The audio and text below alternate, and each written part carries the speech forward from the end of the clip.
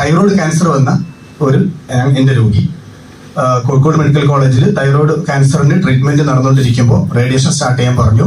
Surgery പറ്റൂല, laser വേണമെന്ന് പറഞ്ഞു. അങ്ങനെ അവിടുന്ന് 1 വർഷം കാത്തിരിക്കാനാണ് പറഞ്ഞത്. ഒറ്റ മെഷീനാണ് ഉള്ളത് കോഴിക്കോട് മെഡിക്കൽ കോളേജിൽ ചെയ്യാൻ വേണ്ടിയിട്ട്. അതുകൊണ്ട് ഇല്ലാത്തതുകൊണ്ട് ഞാൻ തലശ്ശേരി MCHലേക്ക് കൊണ്ടുപോയി, മലബാർ ക്യാൻസർ സെന്ററിലേക്ക് കൊണ്ടുപോയി.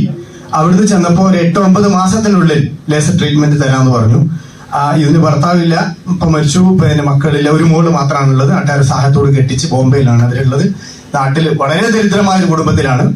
അങ്ങനെ എവിടുന്നും പറ്റില്ല എന്ന് പറഞ്ഞപ്പോൾ നിരന്തരമായിട്ട് ഞങ്ങൾ പാലിറ്റിലൊക്കെ ചർച്ച ചെയ്തിട്ട് അതിനെ ഞാൻ തന്നെ RCCയിലേക്ക് കൊണ്ടുപോയി. RCC ചെന്നപ്പോഴും 6 മാസമാണ് പറഞ്ഞത് ട്രീറ്റ്മെന്റ് കിട്ടാൻ. ഇതല്ലാതെ മറ്റു മാർഗ്ഗമില്ല.